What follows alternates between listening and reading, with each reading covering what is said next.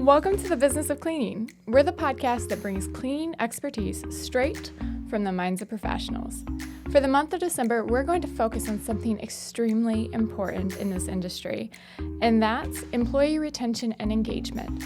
So keep listening, because you're going to want to hear this.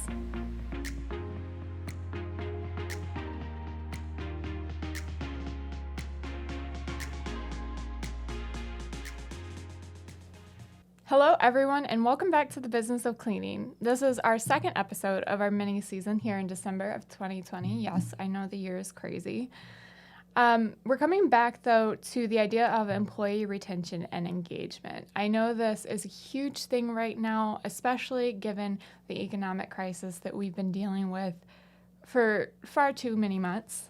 And what I wanted to dive into for the second episode is actually prioritizing the employee. I know with our first episode where we talked about in communication, we talked about making sure that that communication is open and streamlined, but I really want to stress the fact that yes, you are in business to clean and do specific things like that, and it is important to keep that goal in mind, but if you're not prioritizing the employee and the employee relation, you're going to lose it. And it's like any kind of relationship you have, if you don't prioritize the other person, you're going to drop the ball, and at the end of the day, that relation is going to disappear, right? Or become toxic to the point where it's miserable for both parties. And you don't want that with your employee, and that's why we have such low retention rates, high turnover, is because we're so busy grinding sometimes that we don't get back to the point, which is taking care of the relationship. So one thing that we really need to prioritize and get back to that we're not usually great at is including non-work-based activities.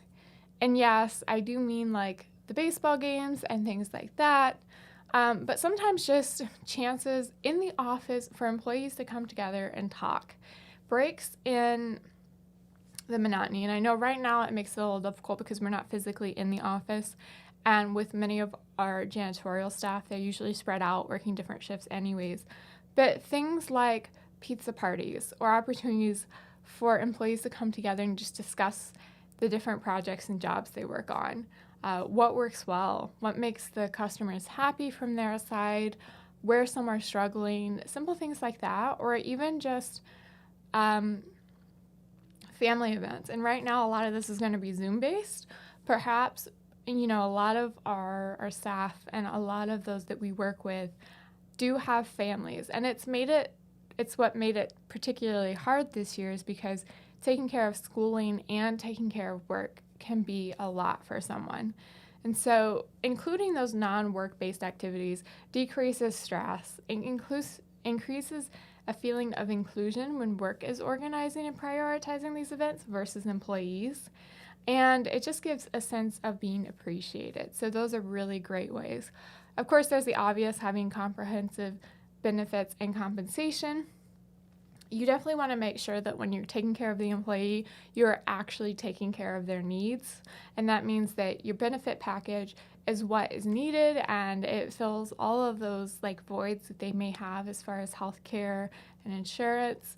And then also that the compensation itself is competitive and enough for them to sustain their life.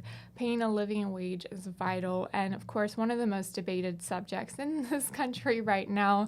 But look at where your market's at, look at what your employees need, look at what you're able to pay, and make a good judgment from there. At the end of the day, if you can't pay enough, you're not going to keep the employees because they do have to fulfill their needs. It's the same with the benefits. If they're not having their basic needs met, they're not going to be able to stay. Now, when this comes back to the employee, their first point of contact with you after being hired is going to be their onboarding and training.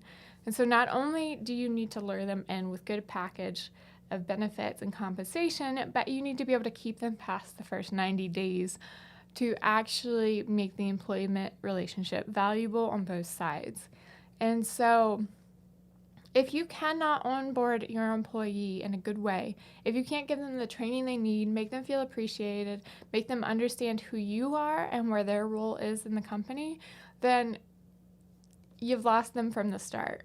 So making sure that you do your research, you understand what you need to train your employees on and how long it takes them to learn that material. Make sure you offer a diverse way of learning wherever possible.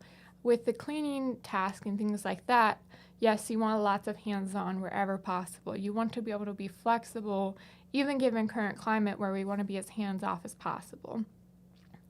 Hands-on training is vital, but also offering videos and readings for those people who absorb well with their. Making sure that one-on-one time with supervisors and training is always available is important as well, so that they can see any gaps with that new hire and help fill them, or any places of struggling, so that you can kind of nip it in the butt early and that you don't have that problem later. Going on with onboarding, one of the most important things when prioritizing employees is that you don't leave education at the 90-day mark. You keep it going. Invest in cleaning education. Invest in varied education. It's not just one type of education you can provide for your employees. They don't have to be in a leadership position to get additional education.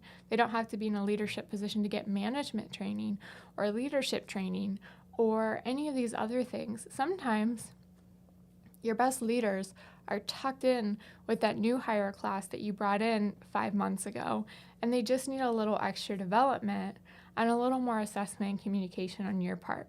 So make sure that you're providing ongoing education. It makes them feel appreciated. It raises the work quality. I know that's a big thing right now, is making sure that we're raising the standard for the cleaning industry to match what we expect our businesses to put out. We're actually doing what we're saying we're doing, so to speak. So that's important as well. Continued education. Sometimes that's as simple as finding guest speaking opportunities for your employees to attend, or trade shows for them to go to, things like that. A lot of them are virtual right now, so there's no travel excuses. Just look up, do your research. We provided a great episode on that, and find those opportunities for your employees. That kind of goes into the idea that we talked about last episode as well, of career development. And this can be a touchy subject for some, because for many coming into the cleaning industry, yes, you're going to be able to train people up into managerial roles and other roles within the company, but some people are going to essentially train out of your company. And what I mean by that is maybe you're working with somebody who just started college and they just need the part-time job on the side in the evenings because it's very convenient work hours. They're still worth your time and energy to actually help them get to that next goal. And the reason why is if you get them at the beginning of college or partway through college, you could have them for 2 or 4 years and you could have a really solid employee. But if you don't invest in helping them develop their career, if you don't invest in them as a person, they're going to, not put in all their effort to the job. They're not going to want to be present, and it's going to show in their quality of work. And maybe that same employee, when they get to their 6-month or their year review, has bad performance review. And it's not necessarily that they can't do the job, it's that they don't want to do the job. The company did not invest in them, so they did not invest in the company. And as a person, you're the same way. So you can't fault them for that. But you do need to consider, where is this person going in life? How can I help them get there? How does this benefit me? And yes, it almost always benefits you to put time and energy into thinking about what your employees' wants and needs are. There's also the idea of, if you are making decisions, make sure you always tie it back to the employee. Sometimes it's very easy to say, let's introduce a new software, or let's introduce a new cleaning product because it's got all these great reviews, or it seems really comprehensive and great to me. But if you don't decide to tie it back to the employee, maybe it works great at management, or maybe it seems like a really, really great idea, but the implementation doesn't happen, or it doesn't happen properly because these guys sitting here that you're just pushing new software on, you're just pushing a new product on, they didn't buy in, or it doesn't actually work for them as well as you thought, and there's a better product for your team out there, and you didn't know because you didn't talk, or you didn't tie that decision back to them. So making sure that everything comes back to your team and your employees will help you make more cohesive decision making across the board. And maybe you don't see the dramatic results right off the bat that you want, but overall performance and stuff is going to continue to increase when, again, you're investing in the people doing the job. There's also the idea of flexibility that's floating around in the world right now. And so when you're prioritizing the employee, one of the things that comes with the alluring package of you want to work here is we have flexible work hours, we have flexible scheduling. I don't know about you, but rarely is that ever actually true. So practicing what you preach, if you are one of those companies that expresses real flexibility, is a huge thing. Or just being open in the beginning with how far that flexibility stretches. So for some, it may be you can help create your schedule in the beginning, but it will be a set schedule for so many months or a set schedule for so many weeks. That actually might be flexibility that works with somebody, but if they're thinking that they can just come and go when they choose, or they can leave a shift early or something like that, and that's your flexibility, that lack of communication is going to create dissatisfaction in the work environment, and that employee is going to leave probably in the first week or two, if that. So alternative scheduling methods, whether that's working with managers and their team members to help create a schedule together, or having a rotational set of schedules. You might be able to talk with your team and actually figure out what works better and have higher attendance from your employees on a job versus having that last minute, well, 2 of 3 people didn't show up to clean this building, what do we do? Kind of call 10 minutes after the job was supposed to start. That sucks and not something you want to deal with. So work with your employees. Look at alternative methods of scheduling when you're doing that in the beginning of the month or beginning of employment, and really figure out. Right now too, but anytime, leniency with scheduling and leniency with employees is important. We've realized some people don't have control over all of their circumstances. The babysitter calls off. Yes, you can't have somebody whose babysitter calls off every other day and they just don't show up. But if you have a good employee, or you have an employee that's really doing well, and maybe they just started and stuff comes up, work with them to see what's happening. Sometimes it might be just adjusting their schedule or cutting back their hours for a short period of time, and you retain a really good employee and only have to move a few parts versus hiring a new staff member or hiring 2 new staff members because you lost somebody. So cut people some slack, be reasonable, you're human.